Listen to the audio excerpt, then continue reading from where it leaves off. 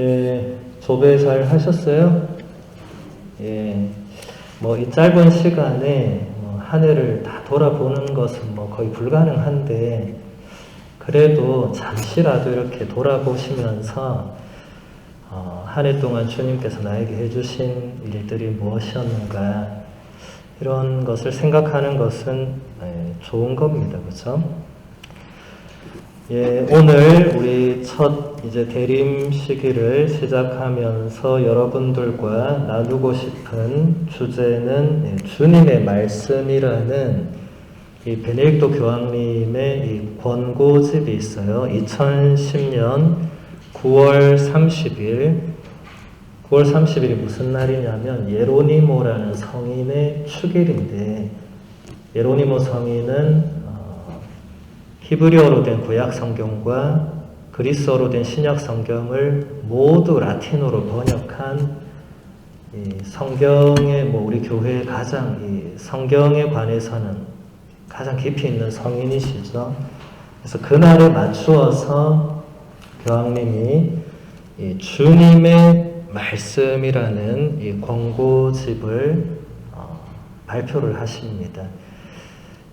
이런 책들은 제가 누누이 말씀드렸지만 교황님 개인의 에세이나 수필이 전혀 아니다. 현대 교회의 공식 가르침이기 때문에 사실 여러분들이 읽고 묵상하고 공부하고 하셔야 되는데 그럴 기회도 많지 않고, 또 제가 대부분 여러분들에게 물어보니까 잘 몰라요. 이런 책이 언제 나왔나, 있었나 이렇게 잘 모르시더라고요. 그래서 제가 요즘 거의 모든 피정에 이런 교회 문헌들을 가지고 피정을 지금 하고 있습니다. 아까도 말씀드렸다시피 제가 한 해 전체를 말씀의 해로, 정확하게 말하면 주님의 말씀의 해가 되겠죠.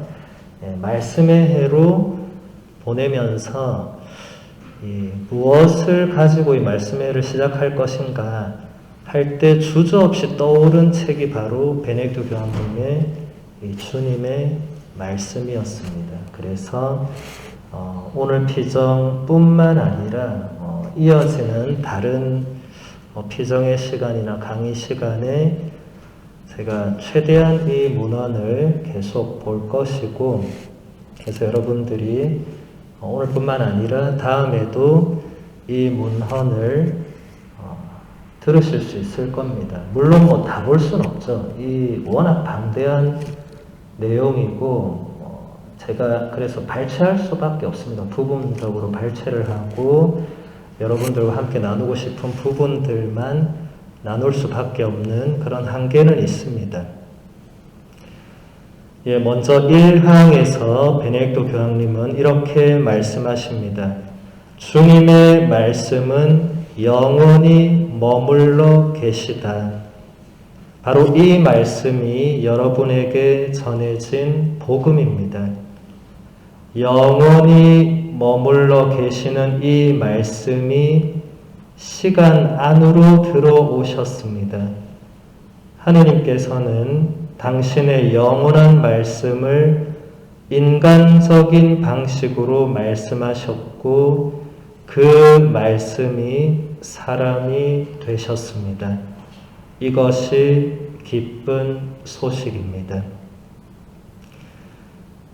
제일 처음에 주님의 말씀은 영원히 머물러 계시다. 그 첫 단어가 주님의 말씀. 그래서 이 문헌의 제목도 주님의 말씀. 이것은 이제 우리 교회의 오랜 전통인데, 이 첫 그 책이나 어떤 이 작품의 첫 단어가 이 제목이 되는, 성경도 마찬가지고 이게 오랜 전통입니다.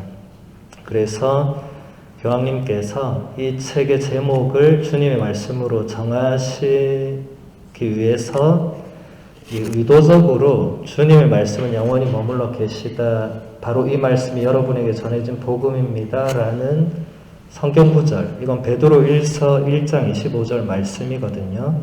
이것을 이제 가장 앞에 배치를 하십니다. 주님의 말씀이 영원히 있을 것이라는 이 진리를 교황님이 말씀하시고자 하시는 거죠. 항상 처음 말씀하시는 게 끝까지 가는 겁니다. 그리고 그게 제일 중요한 것이고, 근데 이 말씀이 시간 안으로 들어오셨다. 여러분 아까 조배 시작할 때 들었던 말씀 기억나시죠? 그게 요한복음서 1장 1절에서 18절, 요한복음서의 그 머릿말입니다. 그것을 우리가 주로 로고스 창가라고도 하는데, 로고스 하면 그리스어로 이게 뭐 여러 가지 의미가 있지만 어떤 말씀 이런 의미가 있거든요. 그래서 그리스어 로고스를 그대로 우리가 사용해서 로고스 창가, 말씀에 대한 창가다. 로고스를 라틴어로 베르붐이라고 번역을 했습니다. 그래서 주님의 말씀하면 베르붐 도미니 이렇게 됩니다. 도미누스 하면 라틴어로 주님이고. 그래서 여러분 라틴어 미사 예전에 뭐 봉헌하셨던 분이나 어디 가서 드렸던 분들은 독서 말씀이 끝나고 복음 말씀 끝날 때 항상 베르붐 도미니 이렇게 하는 것을 들으신 적이 있을 거예요. 예. 그 단어가 바로 주님의 말씀입니다. 하느님께서는 당신의 영원한 말씀을 인간적인 방식으로 말씀하셨다. 그게 바로 우리에게 지금까지 전해져 내려오는 이 성경이 되겠죠. 성경 안에서 하느님께서는 우리 인간의 방식으로, 그러니까 인간이 표현하고자 하는 이 언어와 우리의 어떤 그 당시의 문화, 사상 뭐 여러 가지를 다 사용하셔서 우리에게 말씀을 하셨다. 그리고 그 말씀이 사람이 되셨다. 하느님의 아드님이신 그 하느님의 말씀이 인간이 되셨다는 것이 우리의 신앙의 가장 기쁜 소식이 되고, 우리가 대림 일주일부터 4주 동안 기다리는 것도 이 영원한 말씀이 사람이 되어 오시는 그 사건을 우리가 기다리는 것입니다. 이 항에서 교황님은 이렇게 말씀하십니다. 하느님의 생명에 사랑의 삼위일체에 참여하는 것은 충만한 기쁨입니다.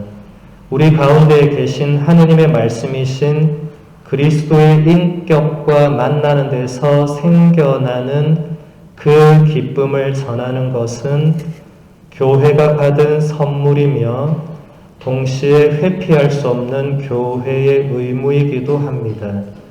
우리 시대의 사람들이 우리에게 말씀하시고 당신의 사랑을 나누어 주시는 하느님을 만날 수 있도록 하는 것보다 더 시급한 일은 없습니다. 두 번째 항에서 교황님은 우리의 기쁨을 말씀하시는데, 하느님의 생명에 참여하는 것, 사랑이신 삼위일체 하느님의 그 어떤 신비에 우리가 참여하는 것이 가장 충만한 기쁨이다. 예.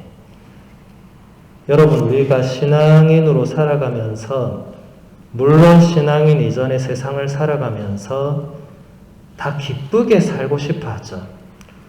여러분 중에 날마다 우울하게 살고 싶다, 나는 슬프게 살고 싶다, 이런 사람은 아무도 없을 거예요. 예. 다 기쁘게 살고 싶을 건데 그게 잘 안 되니까 힘든 삶이 되는 거고, 기쁨을 어디서 찾나 하고 다 기쁨을 찾아다니지만 아마 쉽게 찾지는 못할 겁니다. 근데 이제 신앙적으로 보면 신앙의 기쁨은 어디에 있는가? 교황님이 하느님의 생명에 참여하는 게 기쁨이다. 삼위일체 하느님의 그 사랑의 신비에 참여하는 게 기쁨이다. 또 계속해서 설명합니다. 우리 가운데 계신 하느님의 말씀이신 예수 그리스도와 만나는 게 거기서 기쁨이 발생한다. 교황님은 좀 더 구체적으로 예수 그리스도의 인격과 만나는 것이라고 말합니다. 여기서 인격, 이게 라틴어로 페르소나라고 하는데, 그게 영어로 하면 이제 퍼스널리티 이런 게 되겠죠. 그러니까 예수 그리스도라는 이 존재가 뭔가 추상적이고 뭔가 그냥 개념 속에 있고 뭔가 이런 존재가 아니라 우리의 각자의 인격, 그러니까 대단히 구체적인 인격을 지닌 그런 존재이시고 그런 분을 우리가 만나는 데에서 기쁨이 생겨난다. 그리고 그 기쁨을 우리가 다른 사람들에게 전해야 한다. 우리가 아까 피정을 시작하면서 성체조배를 했는데 성체조배가 바로 이 침묵 중에 예수 그리스도의 인격과 만나는 시간이죠. 예. 여러분 지금 저 감실 옆에 감실 등이 켜져 있죠. 저 등은 결코 꺼지지 않습니다. 저 등이 언제 꺼지냐면 저 감실 안에 아무것도 없을 때, 아마 여러분 어디 여행 가거나 이렇게 큰 어디 뭐 시골 아니 뭐 대성당이나 큰 성당 가면 저 불이 안 켜져 있는 곳도 있을 거예요. 그럼 안에 보면 이제 감실 안에 아무것도 없는 거죠. 네. 감실에 아무것도 없으면 불을 꺼둡니다. 근데 불이 켜져 있으면 안에 뭔가 있다는 거죠. 네. 우리는 안에 뭐가 있는지 알죠. 네. 살아계신 예수 그리스도의 몸인 성체가 그 안에 모셔져 있죠. 네. 그래서 우리 신앙인들이 감실 앞에 감실 등이 켜져 있으면 우리는 그냥 지나치지 않습니다. 비신자들은 뭐 그런 거 뭔지 모르니까요. 그냥 구경하고 사진 찍고 이러지만 우리는 이제 어느 성당을 가더라도 감실이 있으면 감실 앞에 보통 서양 사람들은 무릎을 꿇죠. 네. 거기에 공경을 하는 거죠. 우리는 아직까지 무릎 꿇는 게 우리 문화는 아니니까 우리는 이제 깊은 절을 한다든지, 어쨌든 그 안에 그 공경을 표하고 잠시 머무르는, 그게 다 예수 그리스도의 인격과 만나는 겁니다. 거기서 기쁨이 발생한다. 예.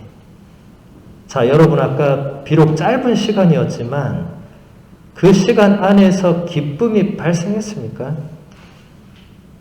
발생 안 했으면 지금 뭔가 내가 그 시간 동안 뭔가 지금 제대로 뭘 못했다는 거겠죠. 예. 지금 교황님 분명히 기쁨이 발생한다고 했는데 교황님 혼자 기쁨이 발생할 수는 없잖아요. 그렇잖아요. 당신 혼자 발생을 써놨겠죠. 교황은 발생하고 여러분들은 그렇게 해봤자 별로 안 기쁠 거다. 그렇게 써놨을 건데 교황님께서 거기서 기쁨이 나온다고.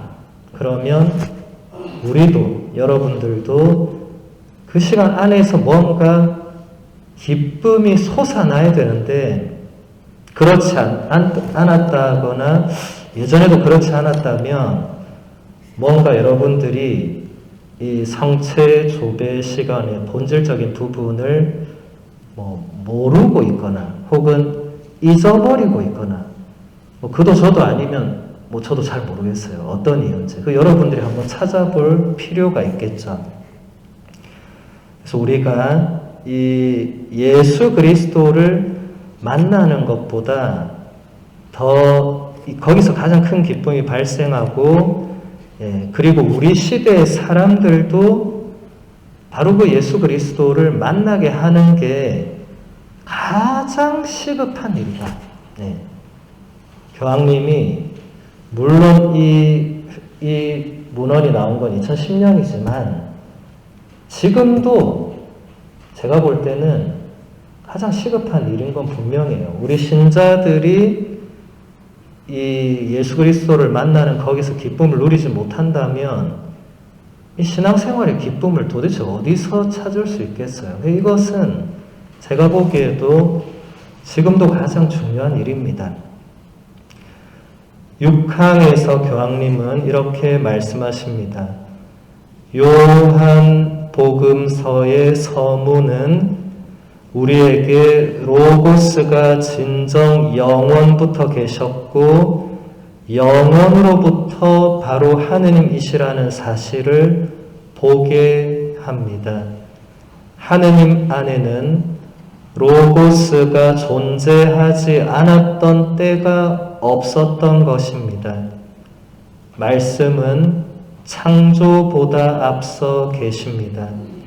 그러므로 신적 생명의 한가운데에는 친교, 절대적인 선물이 있습니다. 지금 교황님이 말씀하시는 요한복음서의 서문이 바로 아까 조배 시작 때 제가 들려드린 바로 그 부분입니다. 요한복음서 1장 1절에서 18절. 교황님은 그것을 그 본문을 한마디로 정의해서 로고스, 하느님 말씀이죠. 이 하느님의 말씀이 영원으로부터 계셨고 영원으로부터 하느님이셨다고 말합니다. 그리고 하느님 안에는 로고스, 그러니까 말씀이 존재하지 않았던 때가 없었다. 교황님이 이런 말씀을 하시는 이유는 제가 지난번 어느 주일에 강론 때 아리우스라는 인물을 얘기했을 거예요. 기억나는 분들이 있을 거예요. 이 4세기 초에 콘스탄티누스 황제가 로마 제국을 막 통일했을 때 그때 로마 제국의 가장 뛰어난 설교자 중에 한 분이 아리우스라는 사제였는데 이제 이 사제가 이 하느님의 말씀이신 로고스, 예수 그리스도죠. 이 로고스를 이제 연구를 하다 보니 제가 그때 지금 길게 설명은 못 드리고 어쨌든 로고스는 하느님과 같으면 안 되는 거예요. 유일신 사상과 그 중기 플라톤 철학에 비추어 볼 때 로고스가 하느님과 같으면 이신론으로 빠지니까 이게 안 된다.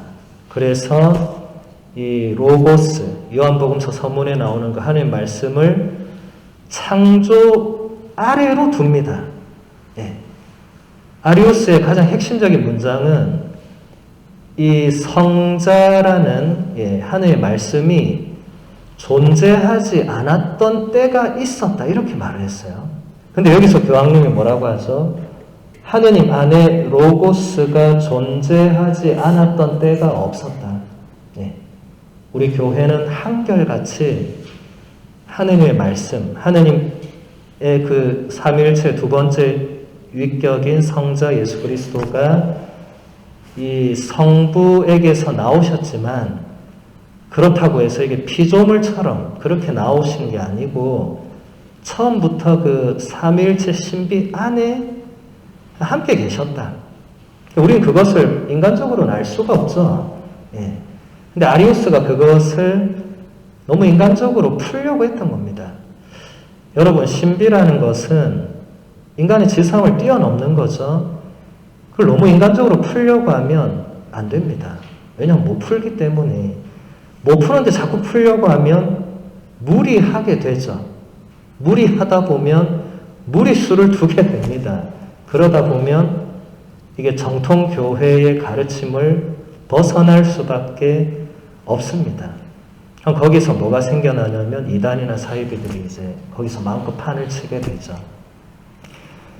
그래서 말씀은 언제나 창조보다 앞서 있다. 여러분, 이건 대단히 중요한 겁니다. 창조를 앞서지 않으면 피조물이 됩니다. 여러분, 창조 이전과 창조 이후를 우리가 그런 걸 우리가 구분할 수는 없지만 하느님 편에서 보면 창조하시기 전부터 하느님은 계셨잖아요. 하느님은 우주 만물을 창조하시기 전부터 그냥 계셨잖아요. 그죠? 근데 하느님께서 창조를 하시기로 결정하시고 우주 만물을 창조하실 때 당신 말씀으로 창조를 하시죠. 근데 이제 그 말씀이 그러면 창조 이후부터 있느냐 이전부터 있느냐 이런 건 다른 사람들도 생각했을 수 있습니다. 아리우스도 생각을 한 거죠. 이 말씀이 도대체 이게 어디쯤에 가 있어야 되는가? 아리우스는 결국 창조 이후에 말씀이 있는 것으로 끌어내리죠. 그런데 이미 여러분들이 요한복음서 지금 1장 내용을 들어서 아시겠지만 요한복음서 1장 1절은 이미 한 처음에 말씀이 계셨다고 이미 기록이 되어 있죠.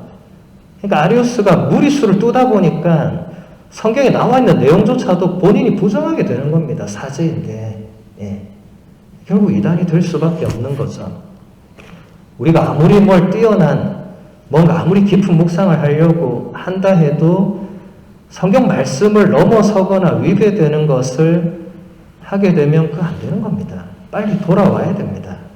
근데 아리우스는 돌아오지 않았어요. 끝까지 자기 주장을 굽히지 않았습니다. 그래서 결국 제가 그때 얘기한 대로 325년에 니케아라는 그 당시 콘스탄티누스 황제의 별장이 있던 곳에서 공의회가 열려서 아리우스를 파문하게 되죠. 그리고 거기에서 신앙 고백문을 이제 만들고 그게 지금까지 우리가 사용하는 니케아 콘스탄티노플 신경. 예.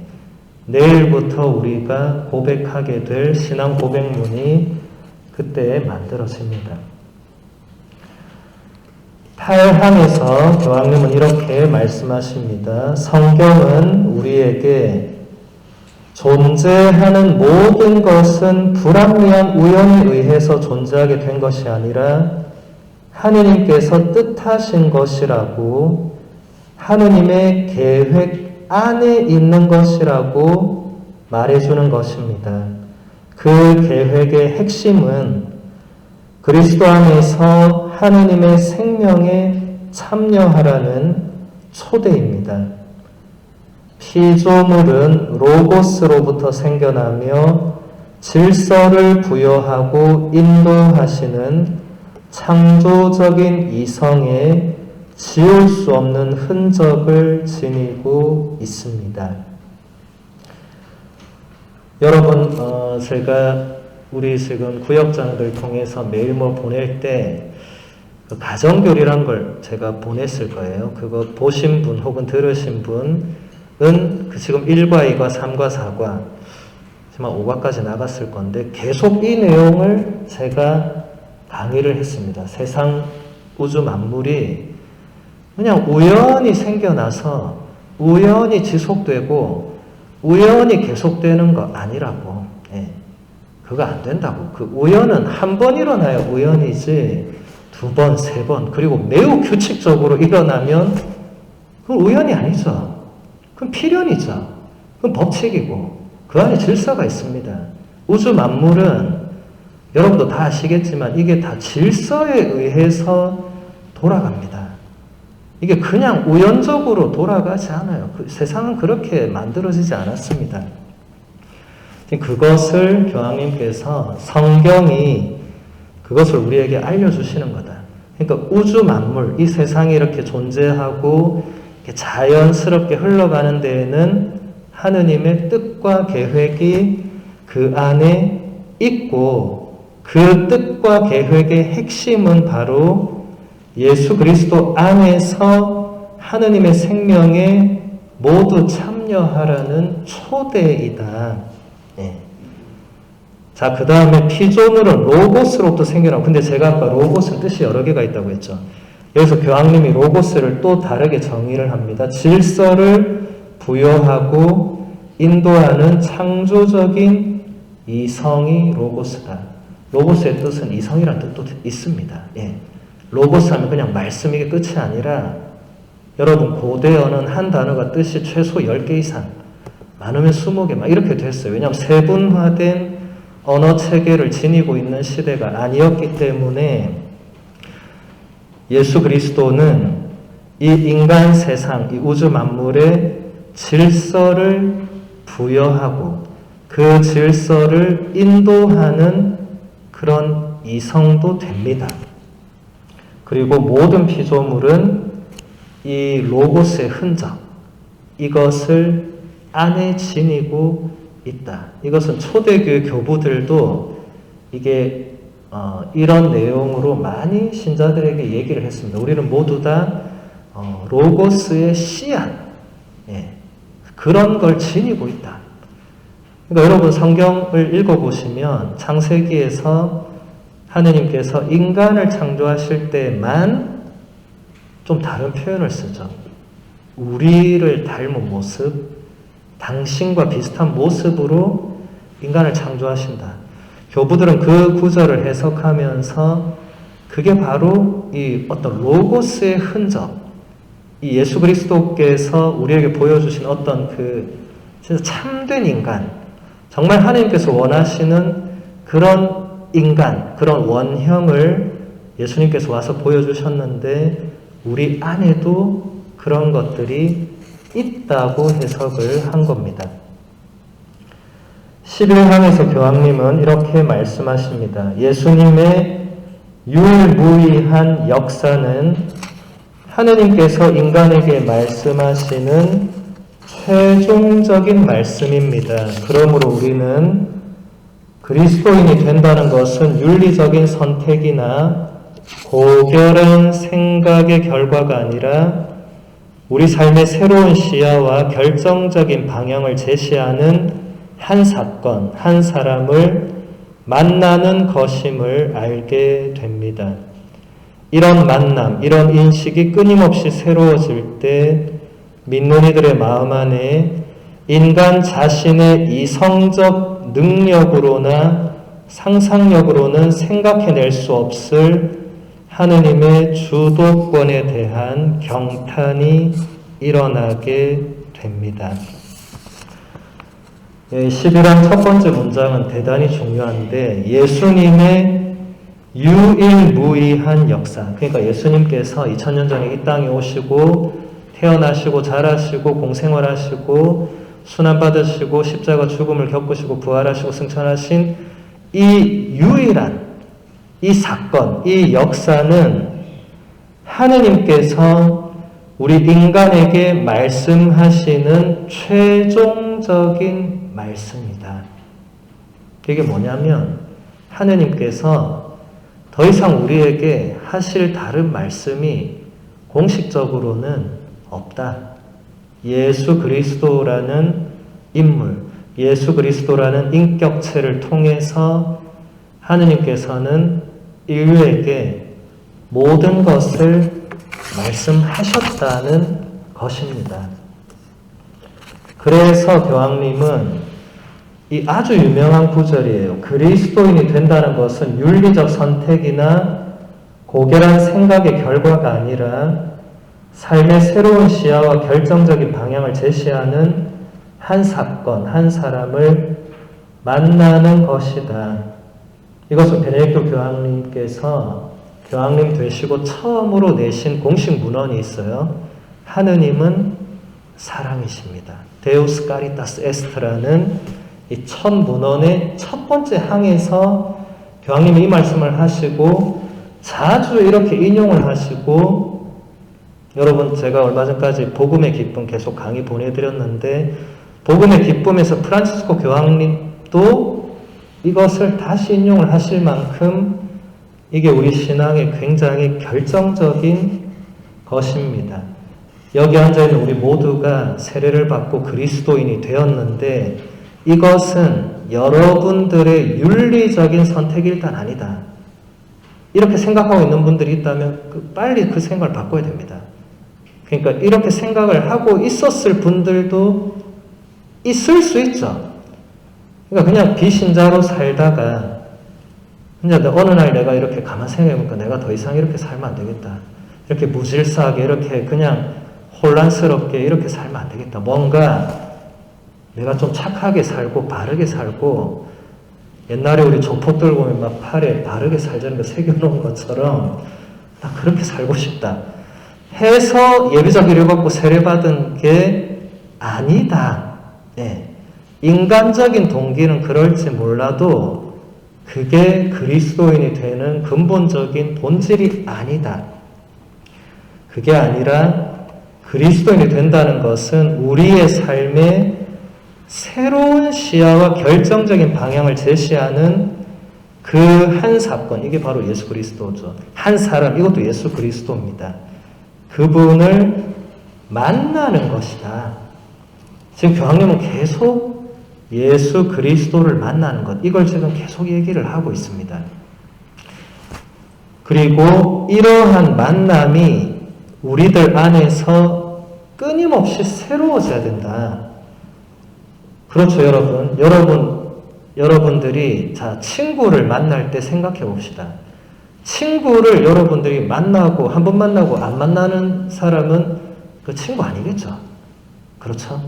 한 번 만나고 다시 안 만나는 사람은 일회적으로 하여튼 우리에게 별로 그렇게 크게 영향을 주지 않는 사람들, 맥도날드 가서 음식 시켰을 때 그 앞에 있던 그런 사람들, 안 만나면 되죠.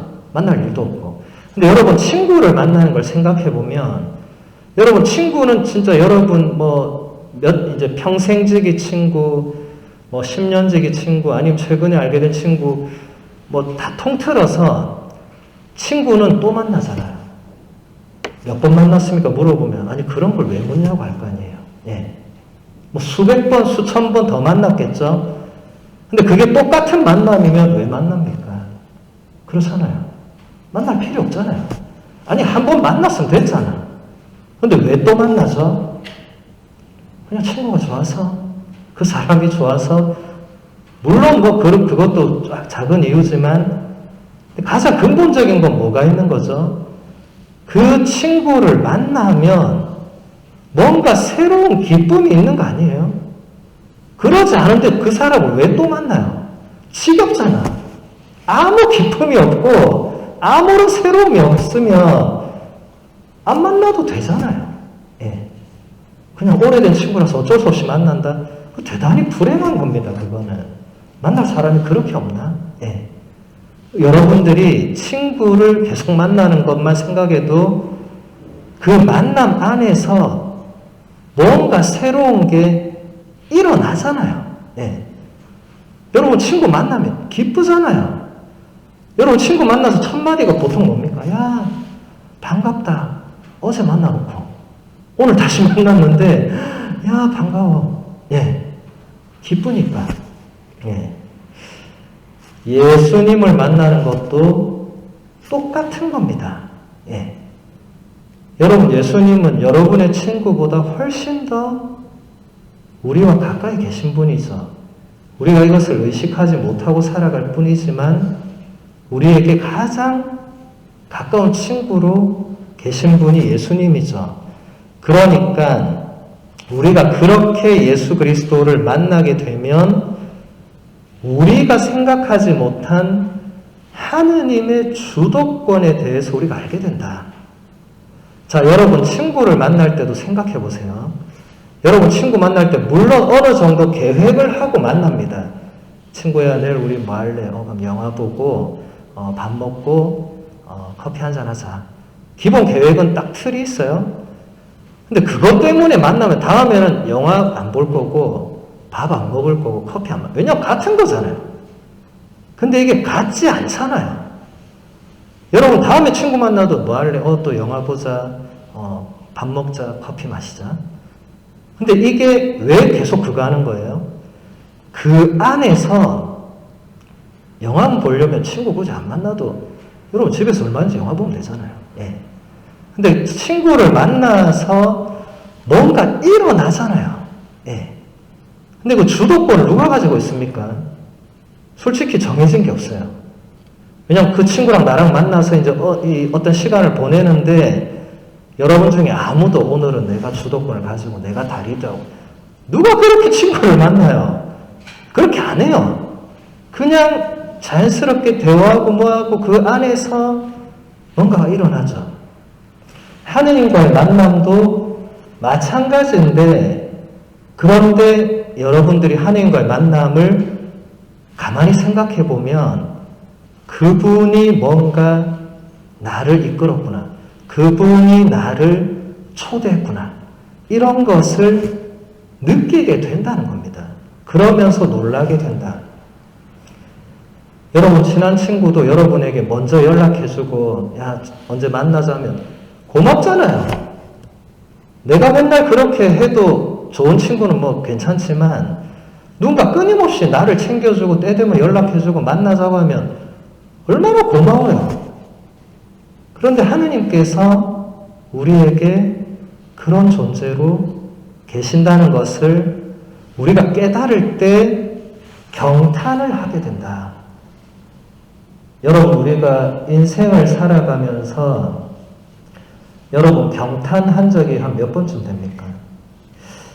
많지 않을 거예요. 예. 뭐 나이아가라 폭포를 처음 봤을 때 하는 거 있죠. 예. 아니면 여러분 이제 결혼해서 자녀가 처음 태어났을 때 이런 거 있죠. 예. 자, 그게 인생에 몇 번이나 될까? 손으로 꼽을 거예요. 예. 왜냐면 나이아가라 폭포 이제 한 3번, 4번 가보면 그게 그거예요. 그물이야. 맨날 떨어져. 예. 이제 경탄 안 해. 제가 로마 유학 갔을 때 처음 바티칸을 보고 하면서 10분 이상 서서 입을 못 다물고 이렇게 봤어요. 예. 7년 동안 매일 보니까 이제 그쪽을 안 봐. 그렇게 됩니다, 사람이. 경탄하는 게 자주 오는 경험은 아니에요. 그런데 여기서 지금 교황님께서 하느님을 우리가 만나고 그 만남 안에서 우리가 끊임없이 새로워질 때 하느님의 주도권에 대한 경탄이 발생한다. 교황님은 이게 일회적으로 혹은 뭐 이렇게 제한을 두지 않았습니다. 이게 무슨 말이냐면 여러분들이 친구를 만날 때와 비슷합니다. 이게 여러분 친구 만나면 다시 만나도 또 즐겁고 또 만나도 즐겁고 또 만나도 즐겁고 이런 거랑 비슷하다고 생각하시면 돼요. 예수님을 만날 때도 또 그 안에서 새로운 기쁨이 있고 오늘은 주님께서 나에게 이런 걸 주셨구나. 이렇게 돼요. 왜냐하면 우리가 살아있는 존재이고 우리가 매번 똑같은 마음으로 예수님을 만나러 오지 않기 때문에 그렇습니다. 여러분, 자, 주일 미사 올 때 생각해 보세요. 매주 똑같은 마음으로 오는 사람 아무도 없어요. 어떤 때는 대단히 마음이 괴롭습니다. 네. 어떤 때는 대단히 지쳐 있습니다. 어떤 때는 대단히 기쁘고 이 다 다른 상태로 와요. 네. 그러니까 또 새로운 뭔가가 일어나요. 예를 들면 내가 대단히 지쳐 있을 때 미사에 와서 뭔가 예수님께서 주시는 어떤 위로를 체험할 수 있죠. 또 반대로 내가 굉장히 기쁠 때 미사에 와서 뭔가 이 기쁨조차도 예수님께서 나에게 주셨구나. 이렇게 또 깨닫고 돌아갈 수 있죠. 이렇게 늘 새롭게 뭔가 경탄할 수가 있다는 겁니다. 12항에서 교황님은 이렇게 말씀을 하십니다. 성자께서는 하느님의 말씀이시고 로고스이십니다. 영원하신 말씀께서 작아지셨습니다. 구유에 들어갈 수 있을 만큼 작아지신 것입니다. 아기가 되시어 우리가 그 말씀을 붙잡을 수 있게 되었습니다. 이제 그 말씀은 들을 수 있고 목소리를 지니실 뿐만 아니라 얼굴을 지니게 되셨고 우리는 그 얼굴을 볼 수 있게 되었습니다. 그 얼굴이 바로 나자렛 예수님이십니다. 이 12항은 우리가 성탄 대축일에 여러분들이 다시 한번 되새기면 좋을 거예요. 여러분 성탄 대축일 되면 다 아시겠지만 여기 있는 대림환을 싹 치우고 여기에 구유를 꾸며서 아기 예수님을 구유 위에 모시죠. 지금 교황님은 그 신비를 우리에게 가르쳐 주십니다. 영원하신 말씀이 작아지신 사건이다. 여러분, 이 창조 이전부터 계신 영원의 말씀이 아기가 된다는 것은 얼마나 작아져야 되는 거예요, 이게? 이건 인간이 상상할 수 없는 작아짐입니다. 우리가 어릴 땐 다 아기였죠. 근데 우리가 그때 아기가 되고 싶어 된 것도 아니고 지금 컸는데 다시 아기로 돌아가고 싶다고 해서 돌아갈 수 있는 것도 아니고 우리도 안 되는 일이에요. 우리는 작아지려고 해도 이제 뭐 어떻게 작아질 수가 없죠. 우리가 작아지는 길은 겸손해지는 거. 더 낮아지는 거죠. 이런 길은 있겠지만 모든 것을 창조하신 분이 아무것도 지니지 않은 상태의 무방비 아기가 되었다는 것은 이거는 인간이 상상할 수 없는 그런 신비죠, 그죠? 예. 근데 그분이 그렇게 되셨다. 그렇게 되신 이유가 무엇인가? 그걸 이제 앞으로 우리가 보게 되겠죠. 교황님은 계속 말씀하십니다. 예수 그리스도는 세상의 빛, 어둠 속에서 비치는 빛이시고 어둠은 그 빛을 꺾지 못했습니다. 여기서 우리는 시편 119편의 의미를 온전히 이해하게 됩니다. 주님 당신의 말씀은 제 발의 등불, 저의 길의 빛입니다. 부활하신 말씀은 우리의 길을 비추는 이 결정적인 빛이십니다. 그리스도인들은 처음부터 그리스도 안에 하느님의 말씀이 한 인격으로 현존하고 있음을 알아차렸습니다. 자, 교황님은 지금 빛과 어둠으로 설명을 하십니다. 근데 사실 이것은 교황님 이전에 이미 예수님께서 직접 요한복음서에서 내가 세상의 빛이다. 나를 따라오는 사람들은 더 이상 어둠 속을 걷지 않을 거라고 말씀하셨죠. 우리는 모두 다 예수님을 따르는 사람들이죠.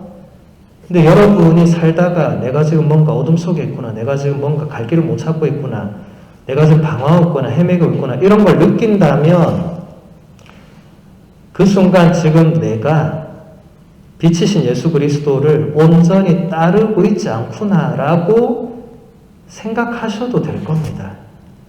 우리가 어둠 속에 있다고 내가 느낀다면 예수 그리스도는 빛이신데 여러분 어둠이 빛을 가릴 수가 있습니까? 안 되죠. 교황님도 얘기하시죠. 어둠은 빛을 꺾지 못했다. 요한복음 1장 5절에 나오는 아까 읽은 그 부분입니다. 아까 읽은 그 성경은 어둠은 빛을 알아차리지 못했다. 근데 그게 제가 아까 말씀드렸듯이 그리스어 동사는 뜻이 대단히 많아요. 그게 알아차리다, 인지하다 뜻도 있지만 그 단어가 이기다, 꺾다, 넘어서다, 이런 여러 가지 그런 뜻이 있어요.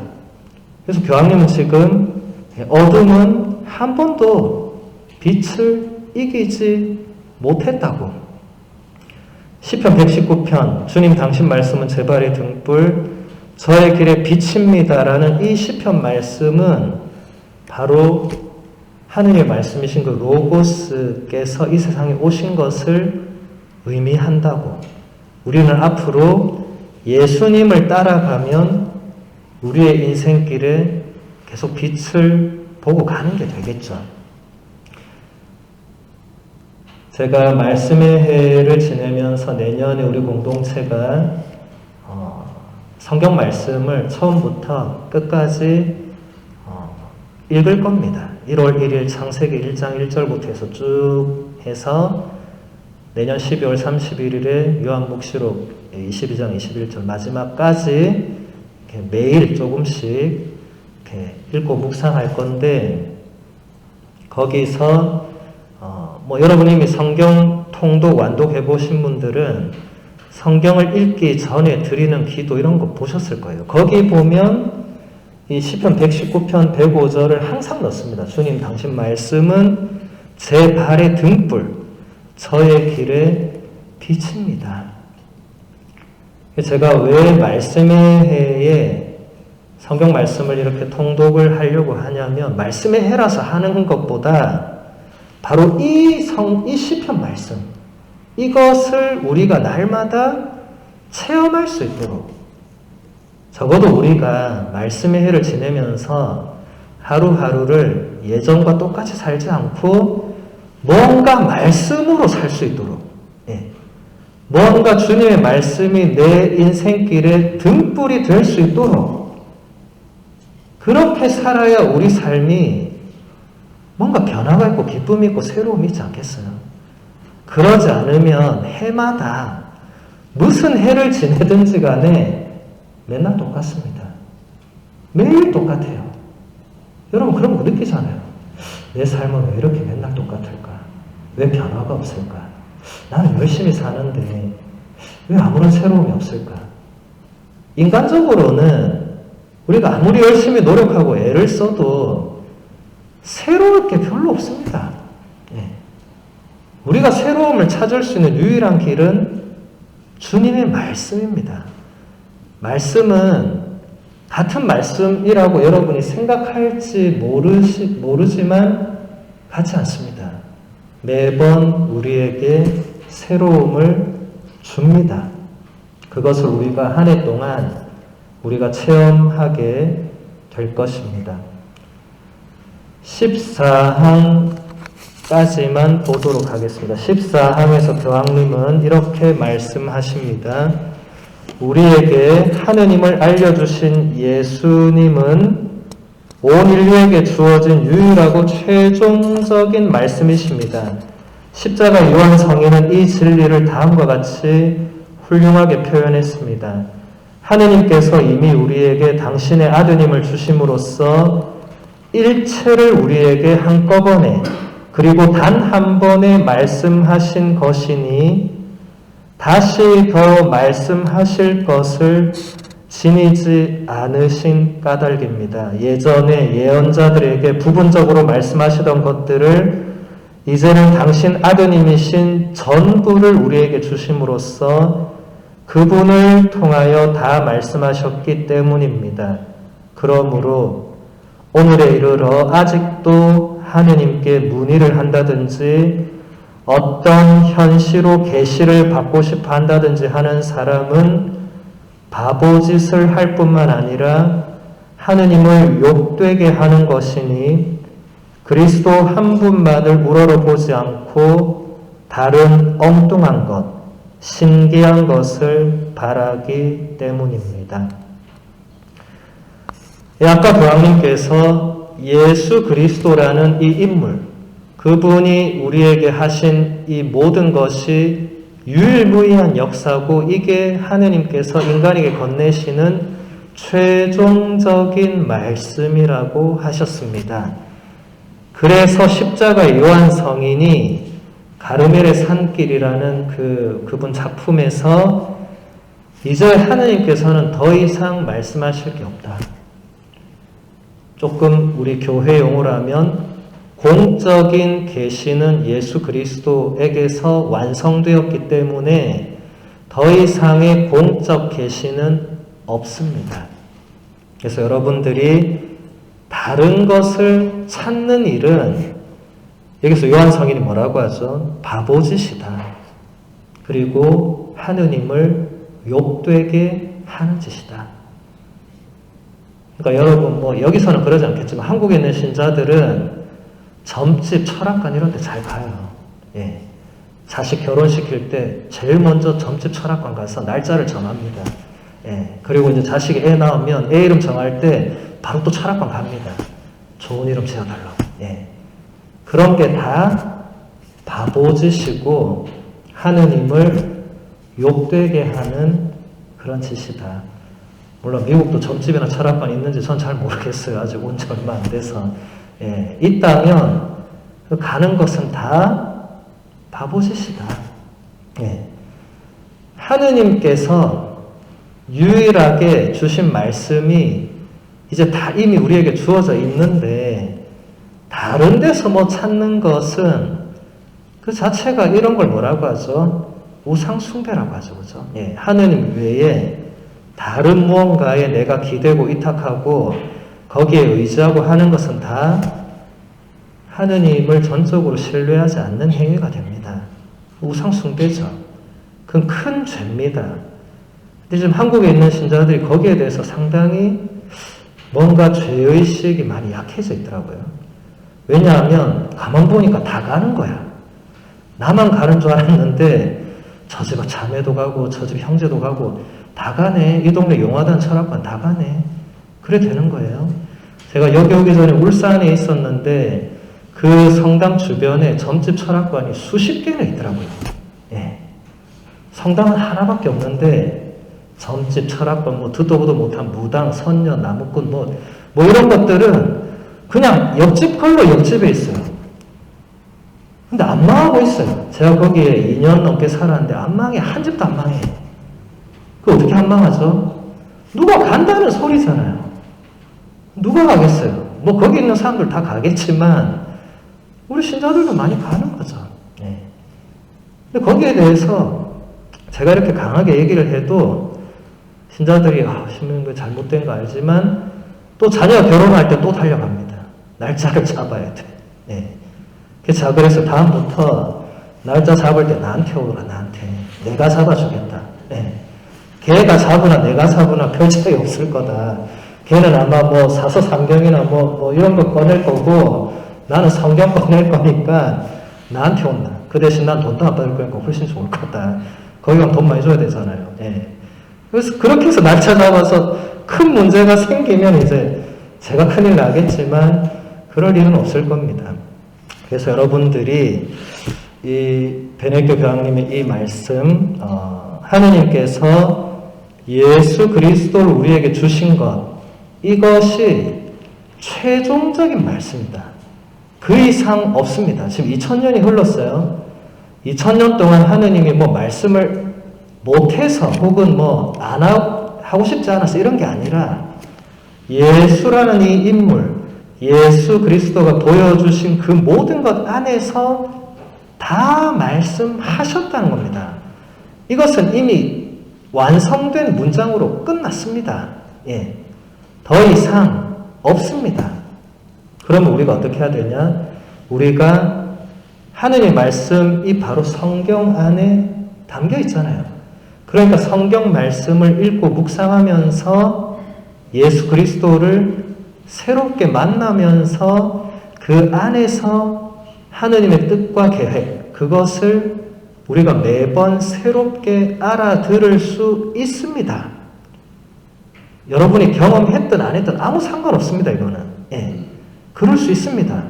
그러기 위해서 여러분이 애써야 되는 거고, 그러기 위해서 성경을 그냥 읽으면 안 되고, 기도 중에 끊임없이 묵상하면서 말씀을 계속 되뇌이고 해야 되는 건데, 그거랑 여러분들이, 이제 더 이상 뭔가 이 성당에는 새로울 게 없구나. 아닙니다. 끊임없는 새로움이 있습니다. 예. 근데 우리가 그걸 잘 못 찾을 뿐이죠. 그래서 앞으로 우리가 말씀의 해, 이 한 해를 지내면서 그 끊임없는 새로움을 계속 찾아 나갈 겁니다. 그래서 정말 내년 이맘때 이 피정 시간에는 여러분들이 굉장히 달라져 있을 거라고 저는 예상은 하는데 그건 모르죠. 이제 이 한 해를 저와 함께 충실히 걸어온 분들이 그렇게 될 것이고, 그렇지 않은 분들은 제가 아까 말했듯이 똑같습니다. 무슨 해를 하든 똑같습니다. 근데 그렇게 되면 안 되겠죠. 예. 그래서 이 강의는 여기서 마무리하고 10분 정도, 여러분 지금 상태를 보니까 바로 미사하면 다 쓰러질 것 같아요. 그래서 10분 정도 쉬고 10분 뒤에 미사 하도록 하겠습니다. 영광이 성부와 성자와 성령